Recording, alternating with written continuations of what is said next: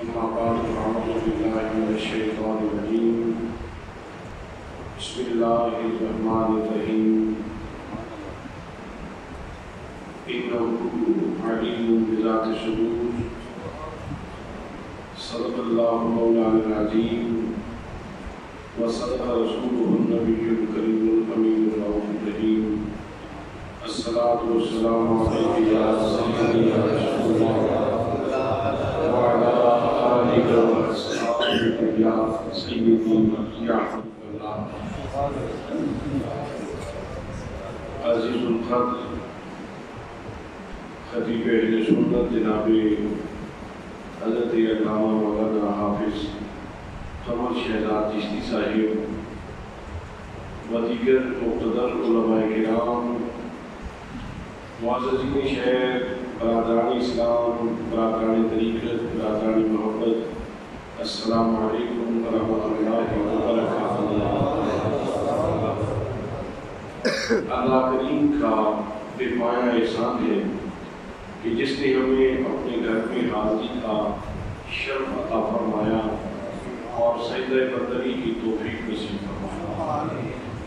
میں اکثر یہ بات اپنے دوستوں کو عرض کرتا رہتا ہوں کہ ایک فقیہ بابا تھے، مسجد میں آ کر وضو کرتے اور پھر آسمان کی طرف سر اٹھا کے کہا کرتے تھے، اپنے پاؤں پہ چل کے کون تیرے دروازے پہ آتا ہے؟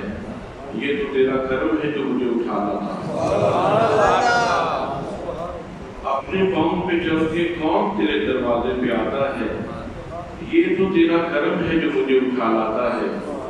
تو میٹھی نیند چھوڑ کر آپ جو اللہ کے گھر پہ آئے ہیں، آپ کو اللہ کا کرم اٹھا لایا ہے۔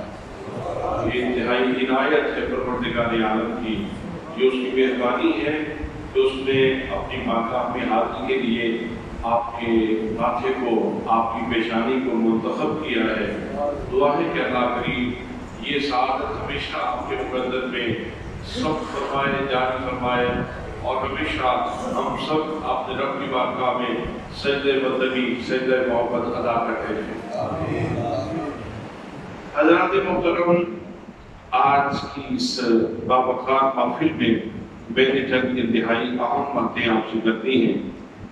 سب سے پہلے تو ہمیں خود کو دیکھنا ہے کہ اس جہان نبوت میں، اس معمول ہستی میں، اس جبہے دل و خری کے سائبان تلے اور اس مسیح عطی کے سینے پہ جو ہم گر رہے ہیں، تو ہماری حیثیت کیا ہے؟ اللہ نے ہمیں کیسے پیدا کیا ہے؟ کیسے پیدا کیا ہے پروردگار عالم؟ اللہ کریم نے انسان کو اس کائنات کا حسین ترین شاہکار بنا کے پیدا کیا۔ ویسے تو کائنات میں جس طرف آپ کی نظر جاتی ہے وہ ہر طرف جمال بکھرا ہوا ہے، خوبصورتیاں بکھری ہوئی ہیں، اور کائنات میں اللہ کریم کی قدرت کی ندرت جا بجا نظر آتی ہے، لیکن اللہ کریم نے اپنی بھری کائنات میں سب سے حسین ترین جس مخلوق کو پیدا کیا ہے وہ حضرت انسان ہے۔ اور اس کے اوپر دلیل یہ ہے کہ اللہ کریم نے آپ کے حسن کی بات کرنے سے پہلے، آپ کے جمال کی بات کرنے سے پہلے، آپ کی بیوٹی کی بات کرنے سے پہلے پروردگار عالم نے 4 قسمیں اٹھائی۔ فرمایا والتین، مجھے قسم ہے تین کی، والزیتون، اور مجھے قسم ہے زیتون کی، وطور سینین، اور مجھے قسم ہے طور سینہ کی جو میرے جلووں کی آذگاہ ہے، وہذا البلد الامین، اور مجھے قسم ہے اس امن والے شہر مکہ المکرمہ کی، لقد خلقنا الانسان فی احسن تقویم، یقیناً ہم نے اس انسان کو حسین ترین تقویم میں پیدا کیا۔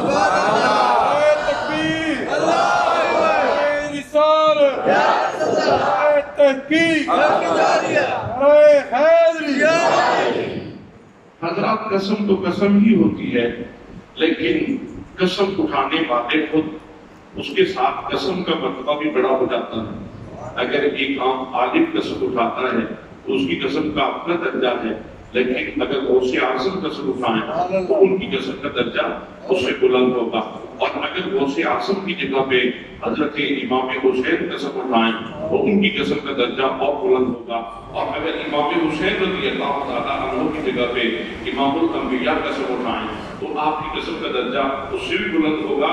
لیکن یہاں انسان کی تخلیق کی بات کرنے سے پہلے، انسان کے حسن کی بات کرنے سے پہلے قسم اٹھانے والا کوئی عالم نہیں ہے، کوئی فاضل نہیں ہے، کوئی محقق نہیں ہے، کوئی مدقق نہیں ہے، کوئی مفسر نہیں ہے، کوئی محدث نہیں ہے، کوئی دانشور نہیں ہے، کوئی فلاسفر نہیں ہے، کوئی دوست نہیں ہے، کوئی ولی نہیں ہے، کوئی صحابی نہیں ہے، کوئی تابعی نہیں ہے، کوئی نبی نہیں ہے، کوئی رسول نہیں ہے، بلکہ آپ کا حسن، آپ کے حسن کی بات کرنے سے پہلے خالق کائنات چار قسمیں اٹھا اور پھر اس پہ اکتفا نہیں کیا۔ چار قسمیں اٹھانے کے بعد پھر لام تحقیق ہے، کا تحقیق کے لیے ہے، پھر جمع کا صیغہ ہے۔ حضرت اللہ کریم تو وحدہ لا شریک ہے، ہمارا عقیدہ ہے کہ اللہ کریم وحدہ لا شریک ہے، یکتا ہے، یگانہ ہے، واجب الوجود ہے، صمد ہے، بے نیاز ہے، لا شریک ہے، لا زوال ہے، لا یزال ہے، اس جیسا کوئی نہیں، اس کا ثانی کوئی نہیں، اس کا ہمسر کوئی نہیں، اس کا برابری کرنے والا کوئی نہیں۔ اللہ کریم کی ذات ہر قسم کی ضد سے پاک ہے، ہر قسم کی ضد سے پاک ہے، ہر قسم کی مثل سے پاک ہے، ہر قسم کی مثال سے پاک ہے، ہر قسم کی برابری سے پاک ہے۔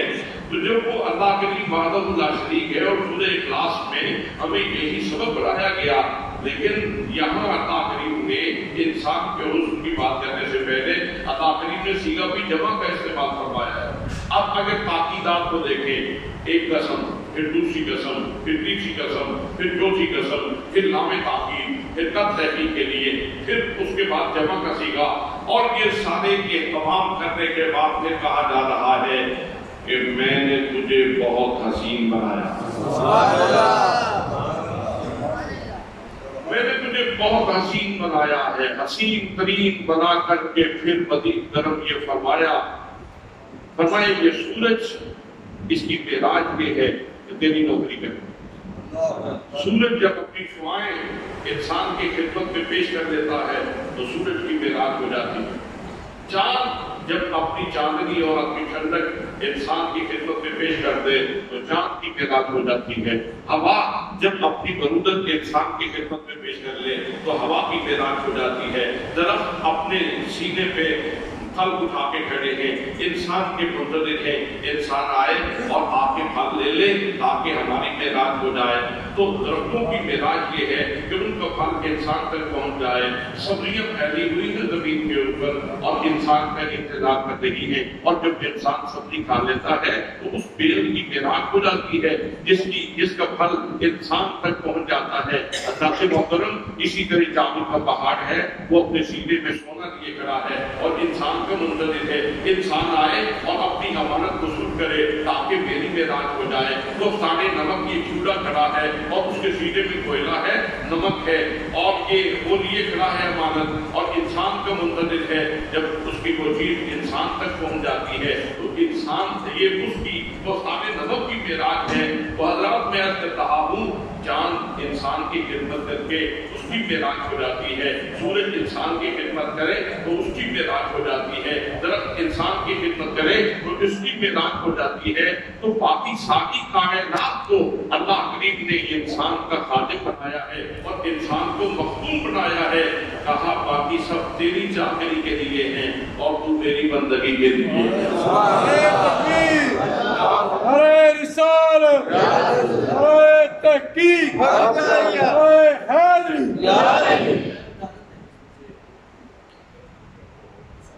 آپ نے کبھی دیکھا ہوگا، سبحان اللہ، آپ نے کبھی دیکھا ہے کہ سورج نے اپنی ڈیوٹی سے انکار کیا ہو، چاند نے اپنی ڈیوٹی سے انکار کیا ہو، ہوا نے کبھی اپنی ڈیوٹی سے انکار کیا ہو، درخت نے کبھی انکار کر دیا ہو کہ اس سال ہم پھل نہیں دیں گے؟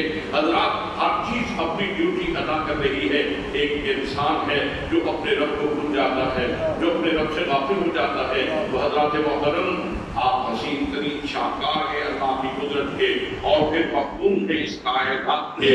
اور یہاں یہ بات بھی یاد رکھیے کہ آپ کی ساری زندگی یہاں کی نہیں ہے، آپ تو یہاں امتحان کے لیے آئے ہیں۔ اس حیثیت کو بھی یاد رکھنا ضروری ہے کہ آپ یہاں امتحان کے لیے آئے ہیں۔ بے شک دسترخوان کو بہت خوبصورت بچھا دیا گیا ہے، نعمتوں کی تو بہتات ہے، لیکن یہاں غافل نہ ہونا، نعمتیں کھائیں، اللہ کا ذکر کریں، شکر کریں، لیکن ساتھ یہ بات یاد رکھیں کہ یہ زندگی فقط یہ نہیں ہے بلکہ چند لمحوں کی یہ زندگی ہے۔ اصل زندگی تو اس وقت شروع ہوگی جب انسان موت کا دھکا چکتا ہے اور موت کا پل کراس کرے گا، اور اگر مالک نے مسکرا کے دیکھ لیا تو پھر اصل زندگی شروع ہوگی۔ اگر مالک نے مسکرا کے دیکھ لیا تو پھر اصل زندگی شروع ہوگی۔ مجھے اپنے مرشد گرامی نبات اعظم ضیاء الامت حضرت جسٹس پیر محمد کرم شاہ الازہری رحمۃ اللہ تعالیٰ نے، جو اپنے دور میں چیئرمین رویل ہلال کمیٹی کے چیئرمین بھی رہے اور پھر سپریم کورٹ کی جسٹس بھی رہے، تو ایک بہت بڑا ادارہ ہے، بہت بڑا سیٹ اپ ہے، پوری دنیا میں ان کا علمی فیضان ہے۔ اور پھر مجھے یوں کہنے دیجیے کہ میرے مرشد کا فیض تو ایسے ہے جیسے سورج کا فیض قطب شمالی سے لے کر قطب جنوبی تک ہے، اسی طرح ضیاء الامت جسٹس پیر محمد کرم شاہ کا فیض شرق سے لے کر غرب تک پھیلا۔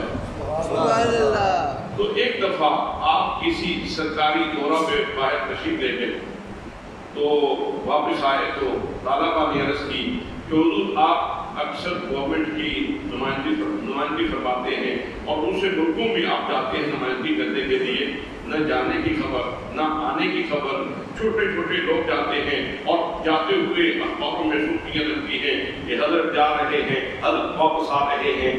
آپ نے بڑے دھیمے سے لہجے میں سب لوگوں کے ارشاد فرمایا، میرے بچوں میں اس خبر کا مشتاق نہیں ہوں کہ آج کو اخبار کی سرخی ہو اور کل ردی کی ٹوکری میں پڑی ہو، میں تو اس خبر کا مشتاق ہوں کرم شاہ کی آنکھ بند ہو اور رب فرمائے میرے بندے محمد کرم شاہ میں تجھ سے راضی ہوں۔ سبحان اللہ۔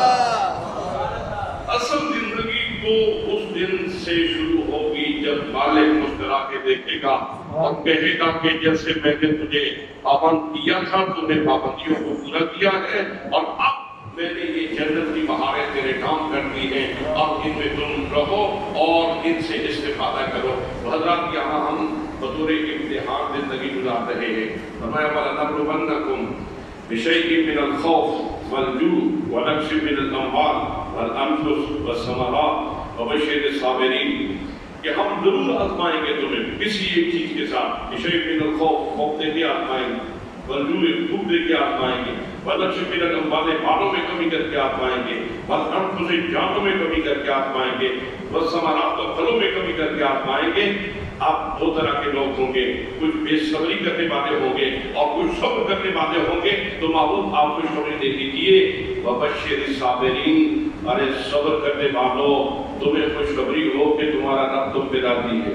سبحان اللہ۔ خلق الموت والحیات لیبلوکم ایکم احسن عملا، اللہ فرماتا ہے میں نے موت و حیات کو پیدا کیا ہے، میں دیکھنا چاہتا ہوں کہ تم میں سے عزم عمل کے اچھا کون سا ہے۔ عزم عمل سونا کون ہے؟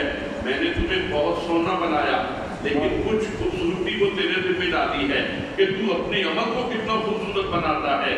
اب میں نے سوال کیا کہ مالک تو دیکھنا چاہتا ہے کہ میرا عمل حسین ہو جائے، میرے عمل میں بیوٹی آ جائے، میرے عمل میں جمال آ جائے، میرے عمل میں کمال آ جائے، میرے عمل میں جاذبیت آ جائے، میرے عمل میں اٹریکشن آ جائے، میرے عمل میں جو ہے وہ حسن آ جائے، تو پھر کوئی مرکز حسن، کوئی مسند حسن، کوئی مقصد حسن، وہ بھی تو بتا جہاں سے میں حسن کشید کروں اور اپنی زندگی کو منور کر لوں۔ تو فرمایا لقد کان لکم فی رسول اللہ اسوۃ حسنہ، میرے نبی کی زندگی وہ اتنا بڑا مرکز حسن ہے، وہاں سے نور کشید کرو اور اپنی زندگیوں کو منور کرتے جاؤ۔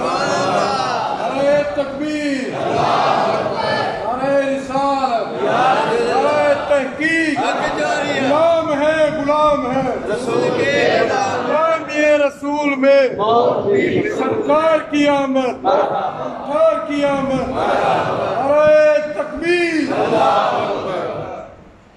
لَقَدْ كَانَ لَكُمْ فِي رَسُولِ اللَّهِ أُسْوَةٌ کاملہ بھی کہا جا سکتا تھا، لیکن اسوہ کاملہ نہیں کہا، اسوہ حسنہ کہا ہے۔ حضرت داتا گنج بخش رحمۃ اللہ تعالیٰ علیہ کے شیخ سراج الدین طوسی آپ ارشاد فرماتے ہیں حسنہ کا مطلب یہ ہے، حسنہ ہر اس چیز کو کہتے ہیں جس کو اللہ کریم پیار کی نظر سے دیکھے۔ سبحان اللہ۔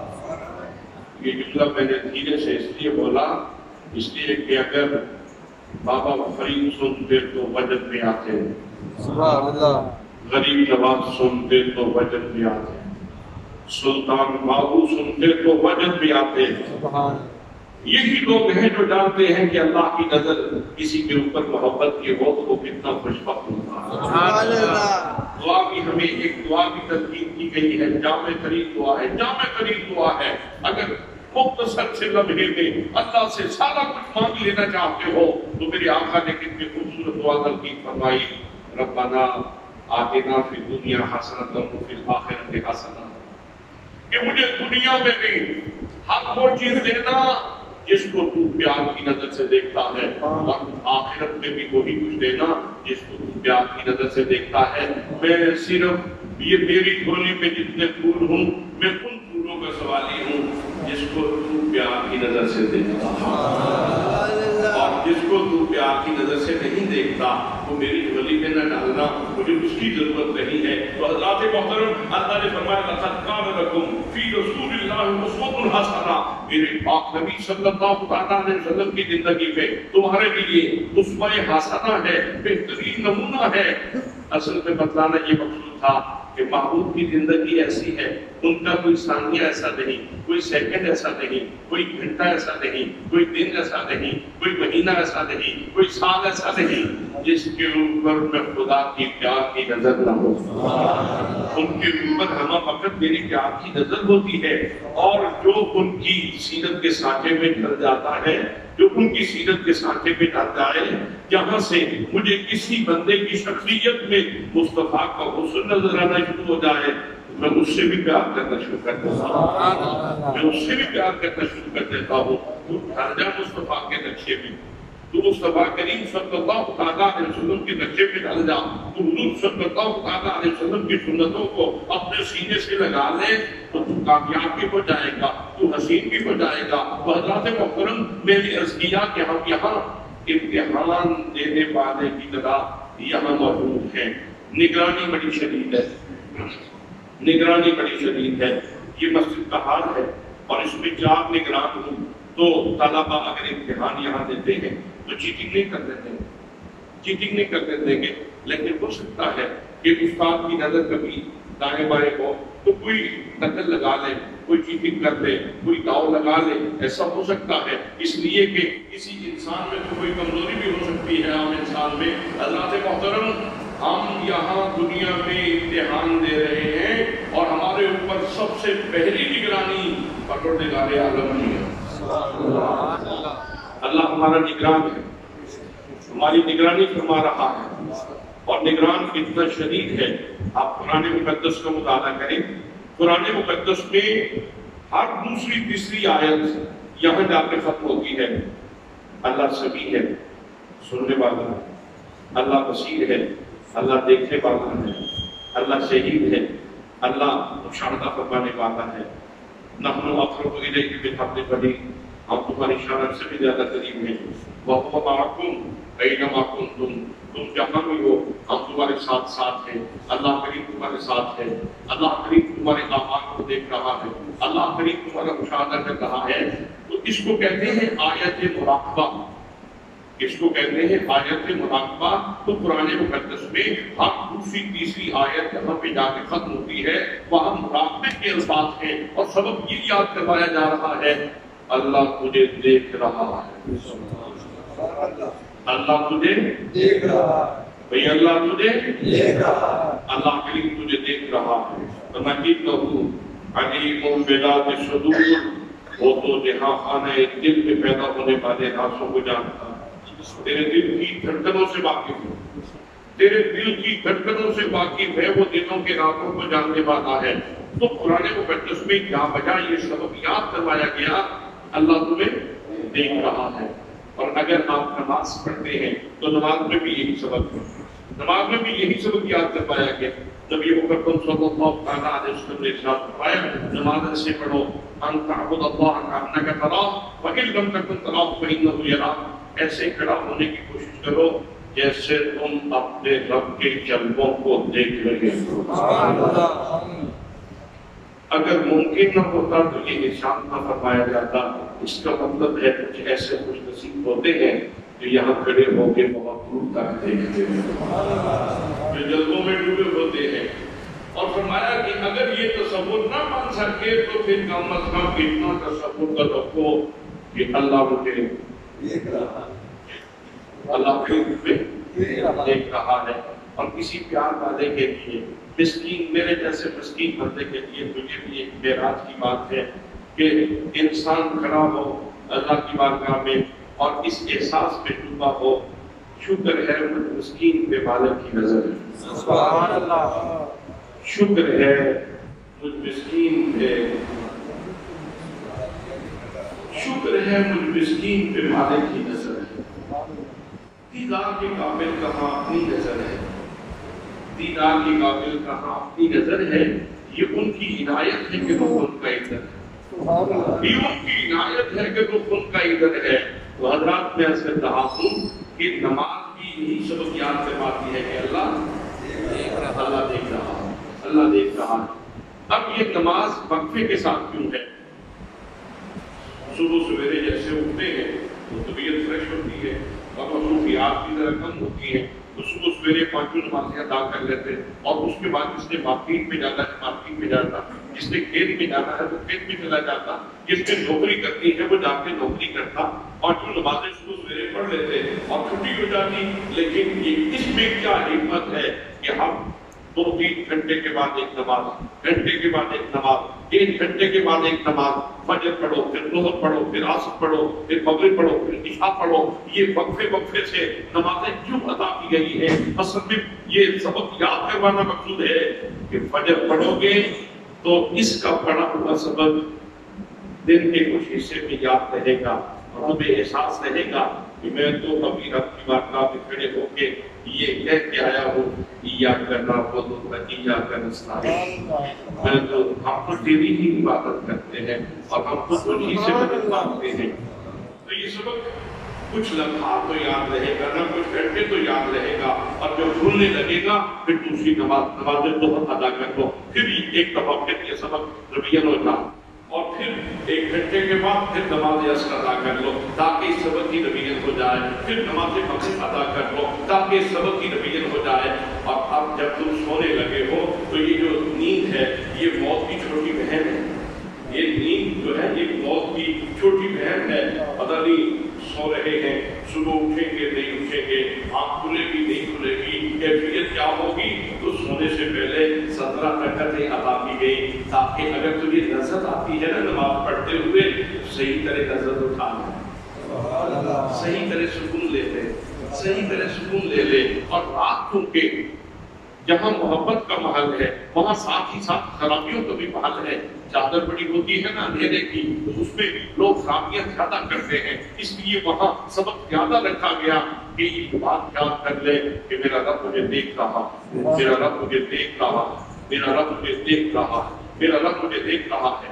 حضرت یہی وہ سبق ہے جو میرے آقا کریم صلی اللہ علیہ وسلم نے عرب کے اس سماج کو دیا تھا اور انقلاب برپا کر دیا تھا۔ حضرات یہ سبق یاد ہو جائے تو پھر انسان بہت ساری غلطیوں سے بچ جاتا ہے، غلطیوں سے بچ جاتا ہے۔ یہ بڑے بڑے مال جو ہیں ان میں کیمرے کیوں لگے ہوتے ہیں؟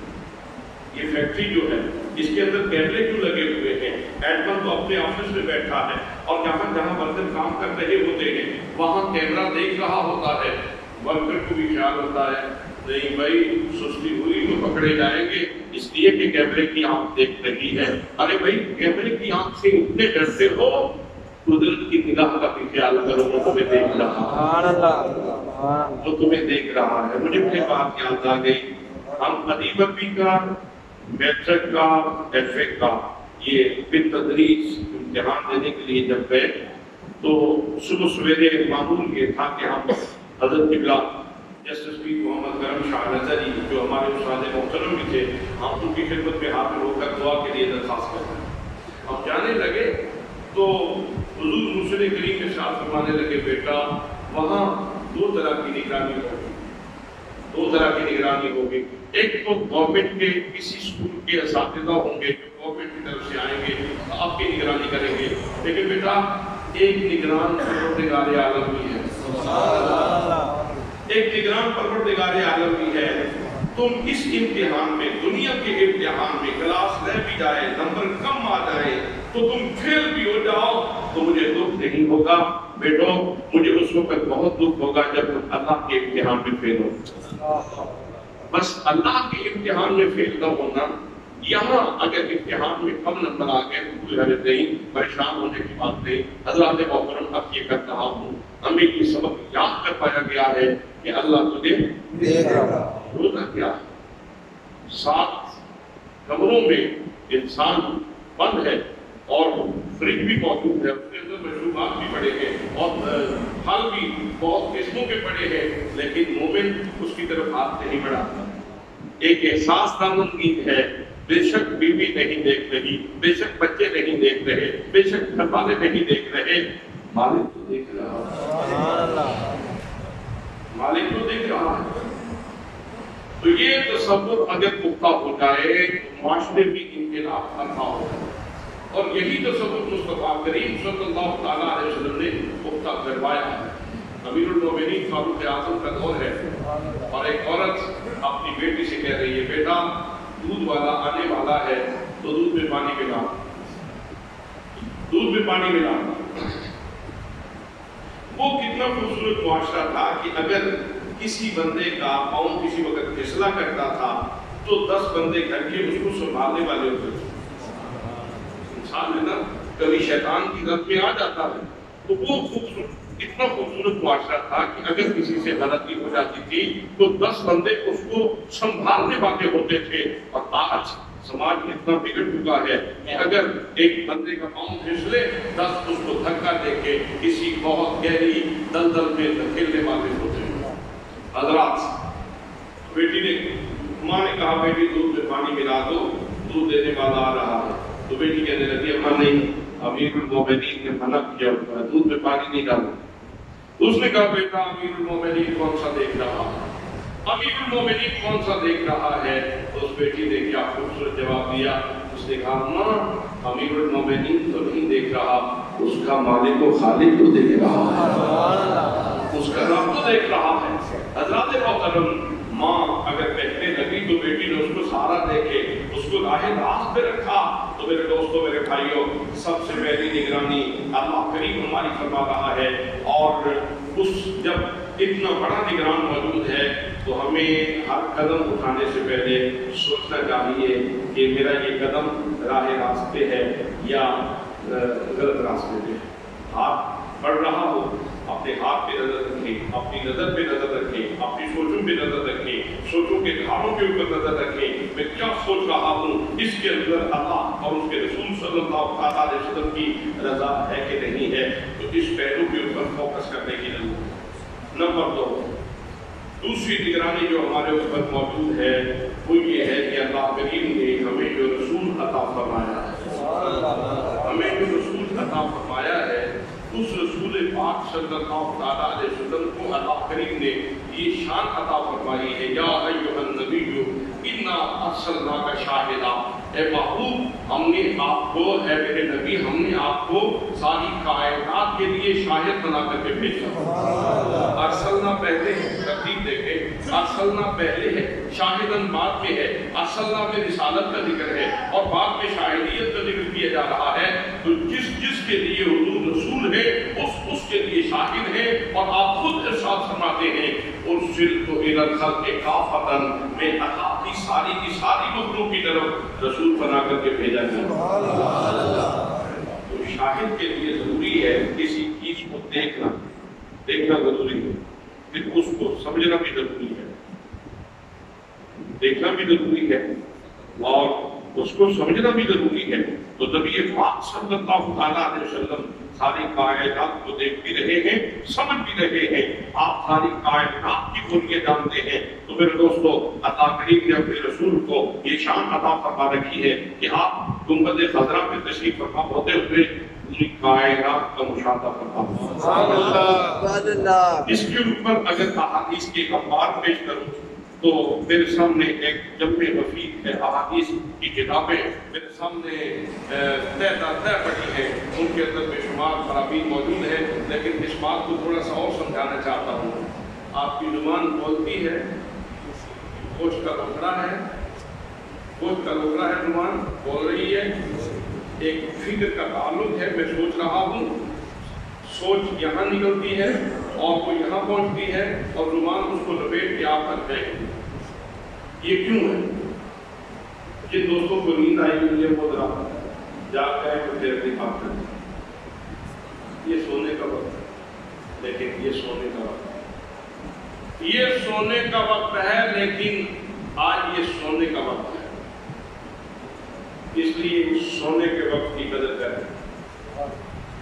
میں عرض کرتا ہوں، زبان گوشت کا لوکڑا ہے، کیوں بولتے ہیں؟ آپ کہیں کہ یہ کیوں کا محل نہیں ہے، آپ کیوں کے ساتھ کیوں اعتراض کرتے ہیں، یا کیوں کا محل نہیں ہے؟ مالک کی مرضی ہے، اس نے اس گوشت کے لوکڑے پہ بولنے کی صلاحیت۔ آنکھ یہ گوشت اور گوشت دیکھتا ہے، کیوں دیکھتا ہے؟ تو جواب یہ ملے گا، میاں یہ کیا اور کیوں کی جگہ نہیں ہے، بس مالک نے چاہا تو اس کے اندر دیکھنے کی صلاحیت رکھنی، تو مالک کی مرضی ہے نا، یہ ناک ہے، اس کا پانسا ہے، پانسے کے اندر صلاحیت ہے، یہ سونگ لیتا ہے، چپیری ہے، یہ غلام ہے، تو یہ کیوں سونگتا ہے تو گوشت کا کیا کام ہے کہ سونگے؟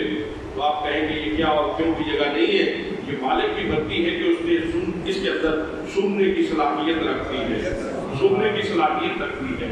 حضرات یہ کان میں ایک پردہ ہے، وہ بھی گوشت کا ایک ٹوکرا ہے، اور اس کے اندر جو ہے وہ سننے کی صلاحیت رکھتی ہے، کیوں؟ تو اس کیوں کا جواب یہی ملے گا کہ یہ کیوں کی جگہ نہیں ہے، مالک کی مرضی ہے، اس نے گوشت کے جس ٹوکرے میں چاہا تو سننے کی صلاحیت رکھتی۔ حضرات محترم یہی بات کو میں سمجھانا چاہتا ہوں کہ مالک اگر گوشت کے ٹوکرے میں چاہے تو بولنے کی صلاحیت رکھ لیتا ہے، مالک اگر چاہے تو گوشت کے ٹوکرے میں دیکھنے کی صلاحیت رکھ دیتا ہے، مالک اگر چاہے تو گوشت کے ٹوکرے میں سننے کی صلاحیت رکھ دیتا ہے، مالک اگر چاہے تو اس گوشت کے ٹوکرے میں سننے کی صلاحیت رکھ دیتا ہے۔ یہ مالک کی مرضی ہے، تو وہ مالک جو گوشت کے ٹوکرے میں سننے کی، بولنے کی اور سننے کی صلاحیت رکھ سکتا ہے، وہ مالک چاہے تو اپنے نبی کو ساری کائنات کے لیے شاہد بھی بنا سکتے ہیں۔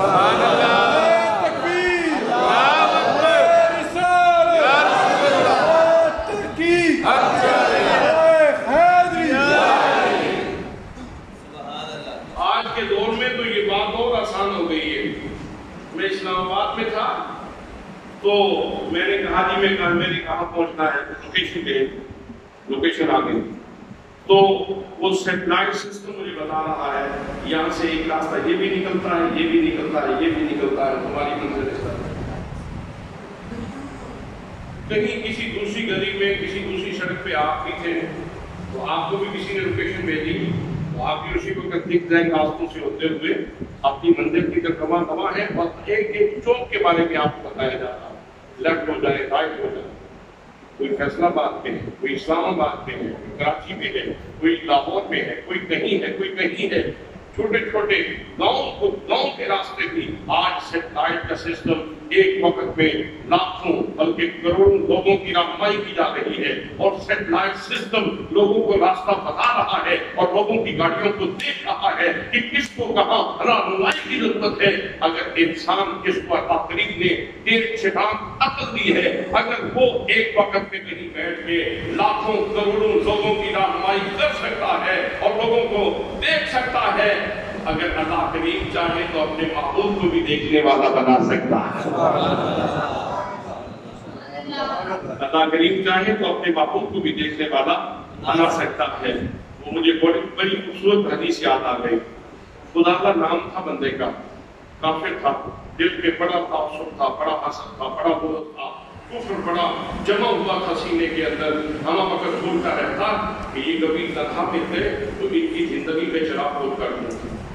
یہ ہمارے تاق کو، مناف کو، عزا کو، حبل کو برا کہتے ہیں، میں ان کو نہیں چھوڑوں گا. ایک دن حضور صلی اللہ تعالیٰ علیہ وسلم تنہا جا رہے تھے، اکیلے جا رہے تھے حرم شریف میں.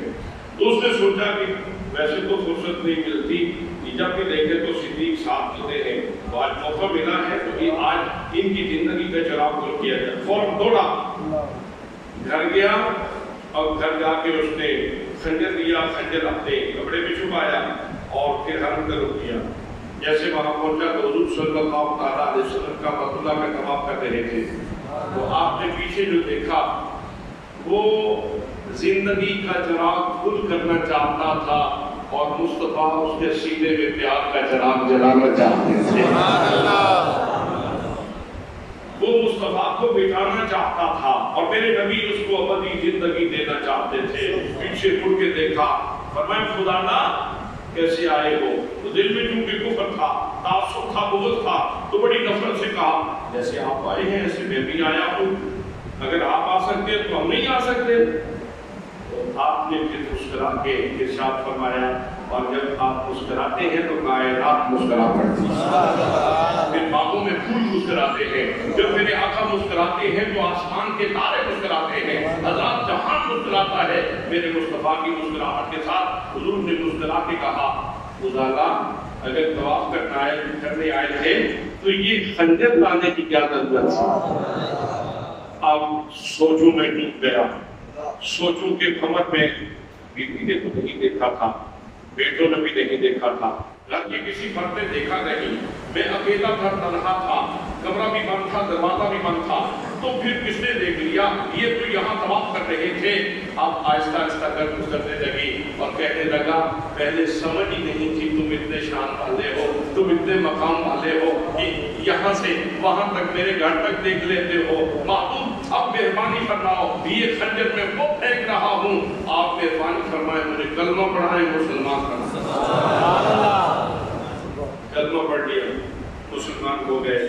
مسلمان کا خاصا حیا ہے، حیا مسلمان کی شان ہے. کافر بے حیا ہوتا ہے. اور آج یہ موبائل سکرین کے اوپر اگر بے حیائی کی طرف جائے تو سن لو، جو جتنا بے حیائی کی طرف جائے گا وہ اتنا ہی نبوت سے دور ہوتا چلا جائے گا. ایسے نبوت سے دور ہوتا چلا جائے گا اور جو اپنی آنکھ کی جتنی حفاظت کرتا ہے وہ اتنا ہی حضور صلی اللہ علیہ وسلم کے قریب ہوتا چلا جائے گا. تو خدا پہلے ایک جگہ پہ ان کی آنکھ بہکا کرتی تھی. آج اسی گلی سے گھر کی طرف جا رہے تھے تو راستے میں خاتون کھڑی تھی. اس نے کہا خدا دیکھتے کیوں نہیں؟ میں کس وقت سے تیرا انتظار کر رہی ہوں. لیکن آج خدا نگاہیں جھکی ہوئی تھی اور خدا گزر رہے تھے. اس نے پھر کہا بتا تو جاؤ کیا کوئی غلطی ہو گئی؟ مجھے روٹ کیوں گئے ہو؟ دیکھتے کیوں نہیں؟ تو خدا نے اسی طرح نگاہیں جھکا کے جواب دے دیا اب میری نگاہوں میں جچتا نہیں کوئی، جیسے میری سرکار ہے ویسا نہیں کوئی، جیسے میری سرکار ہے ویسا نہیں کوئی. وہ دن گزر گئے کہ ہماری نگاہیں آوارہ ہوا کرتی تھی اور ان میں گندگی پڑ جاتی تھی. اب یہ نگاہیں مصطفیٰ کا جمال عقیدت اور محبت کی نظر سے دیکھ چکے ہیں اور سینے میں اب روح بردوہا اتر چکا ہے. اب ہم گرویدہ ہو چکے ہیں مصطفیٰ کے جمال کے. اب جب بھی دیکھیں گے تو اپنے مصطفیٰ ہی کو دیکھیں گے. جنہیں کرنے دیدار سجن دے انہیں اکھیاں سانپ کے رکھیں، جنہیں کرنے دیدار سجن دے انہیں اکھیاں سانپ کے رکھیں، جنہیں کرنے دیدار سجن دے جنہیں کرنے دیدار سجن دے انہیں اکھیاں سانپ کے رکھیں. آج جتنے نوجوان میرے سامنے تشریف فرما ہے اللہ کے گھر میں یہ آرزو اپنے سینے میں پیدا کر رہے ہیں کہ میں نے آنکھوں کو سنبھال کے رکھنا ہے اور میں نے اپنے محبوب کی زیارت کرنی ہے. جب یہ عمر جاگے گی تو پھر زبان پہ ضرور بھی جاری ہو جائے اور پھر کہ تیرا ہر دن انتظار میں گزرے گا اور ہر رات انتظار میں گزرے گی. زیارت ہو جائے تو پھر بھی کمال کی بات ہے، نہ بھی ہو تو حضرت واصف علی واصف نے کہا تھا کہ فراق اور وصال میں یہی فاصلہ ہے کہ وصال میں محبوب آنکھوں میں ہوتا ہے اور فراق میں محبوب دل میں ہوتا ہے. نعرہ تکبیر، نعرہ رسالت، نعرہ تحقیق، غلام ہے غلام ہے رسول کے غلام، نعرہ حیدری. تو آنکھوں میں رہے تو ان کی مرضی ہے، دل میں رہے تو ان کی مرضی ہے. ہم تو ان کے ہیں اور ہم ان کے منتظر رہیں گے، انتظار کریں گے، انتظار کریں گے اور موت سے بھی اس لیے پیار کریں گے کہ مرنے کے بعد آج تو قبر میں پھولے نہ سمائیں گے آسی کہ آج کی رات ہے اس خود سے ملاقات کی رات. اور مرتے وقت بھی یہ کہیں کہ شام کوئی میرا شام نہیں آیا، میری شام کو شام لگائی، شام میں دے مدر شام تمہارا جن شام شام کو لائی، آجا بے شامہ بہ گئی شامہ بچی بھی شام کو آئے ستاویاں اور شام جنگی جس شام و شام کر لائے، ستاویاں اور شام جنگی جس شام و شام کر لائے. حضرات میں نوجوانوں کے لیے عرض کر رہا ہوں، اگر کبھی آنکھ کہتے اور کسی غلط منظر پہ نظر پڑے تو فوراً اپنا زاویہ نظر بدلو اور یہ کہو جنا گھر میں دیدار سجن دے انہیاں سان کے رکھیاں جنا گھر میں دیدار سجن دے. خدادہ بھی یہی کہتے تھے، خدادہ بھی یہی کہتے تھے جنا گھر میں دیدار سجن دے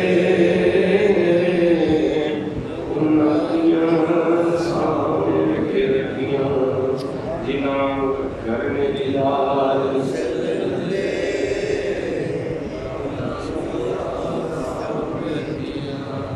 اللہ بھی نگران، اس کا رسول بھی نگران ہے. ہاتھ بڑھانے سے پہلے سوچ، اللہ دیکھ رہا ہے، اس کا رسول بھی اس کی عطا سے دیکھ رہا ہے. اگر انہوں نے یہ فرما دیا کہ تم کتنے بے شرم ہو کہ تصور بھی پختہ تھا، عقیدہ بھی تھا، پھر بھی تم گناہوں میں گھسے تھے، اس وقت کیا جواب دیں گے؟ اس وقت کیا جواب دیں گے؟ زندگی تو بہت تھوڑی ہے، سانسیں تو بہت تھوڑی ہیں، وقت تو بہت تھوڑا ہے، موت تو سر پہ کھڑی ہے، پتہ نہیں کس لمحے کس ہنگام یہاں سے چلے جانا ہے. آئیے آج کے بعد اپنی زندگی کو پاکیزہ بنانے کی کوشش کریں. اپنے صبح شام کو اس کی نگرانی کریں، بڑھتے ہوئے ہاتھ کی نگرانی کریں، اٹھتی ہوئی آنکھ کی نگرانی کریں اور اٹھتے ہوئے قدم کی نگرانی کریں اور دیکھیں کہ میرا ہاتھ کس طرف جا رہا ہے، میرا پاؤں کس طرف اٹھ رہا ہے اور میری آنکھ کس طرف دیکھ رہی ہے، میرا کان کیا سن رہا ہے. اپنی نگرانی خود کریں تاکہ کل ہم اللہ کے دربار میں بھی شرمندگی سے بچ جائیں اور رسول اللہ صلی اللہ علیہ وسلم کے دربار میں بھی شرمندگی سے بچ جائیں. وہ لمحے بڑے خطرناک ہو جائیں گے اگر آپ نے کہہ دیا. ادھر کہتے تھے غلامی رسول میں موت بھی قبول ہے، ہمارے لیے کیا کچھ قبول کیا تو نے؟ ہمارے لیے تو نے اپنے گھر کا نقشہ بدلا، ہمارے لیے کیا تو نے اپنے بیٹے کے دل میں ہمارا پیار ڈالا تھا میراث وہ لگے کہ جی اپنے بیٹے کو ویسے تو تو نے بہت کچھ دیا، کیا اللہ رسول کی محبت بھی دی ہے؟ کیا اللہ رسول کا پیار کیا ہے؟ کیا اپنی بیٹی کو جہاں جہیز دیتے ہو وہاں فاطمہ زہرا کے تصورات بھی دیے ہیں، فاطمہ زہرا کی پاکیزگی بھی تحفے میں دی ہے؟ حضرات یہ وہ ساری چیزیں ہیں جو کرنے کی ہیں جن کے اوپر توجہ کی ضرورت ہے. میں نے دو طرح کی نگرانی عرض کی ہے، ابھی بات بہت لمبی ہے اور چونکہ آپ لوگ تھک چکے ہیں، انشاءاللہ باقی ادا کر لیتے ہیں، کبھی موقع ملا تو باقی چیزیں بھی انشاءاللہ عرض کریں گے. تو بس یہ تصور ہم نے یاد پختہ کر دینا ہے کہ میرا رب مجھے میرا رب مجھے دیکھ رہا ہے، دیکھ رہا ہے، میرا رب مجھے دیکھ رہا ہے۔ پھر گھر میں بھی جھگڑا نہیں ہوگا، بیوی کو یہ سبق یاد ہوتا ہے، خاوند کو یہ سبق یاد ہوتا ہے، بچوں اور بچیوں کو یہ سبق یاد ہوتا ہے۔ جھگڑا بھی کس بات کا ہے؟ اگر کوئی بہکنے لگے، اگر کوئی کرسی میں آ جائے تو اسے فوراً یاد کروا دیا جائے، اس کی آواز سے کسی کونے سے یہ آواز آ جائے، اللہ دیکھ رہا ہے، اللہ دیکھ رہا ہے، اس کا رسول دیکھ رہا ہے۔ دعا ہے کہ اللہ کریم ہمیں امن کی نعمتوں سے مالا مال فرمائے اور ہمیں دل فلاح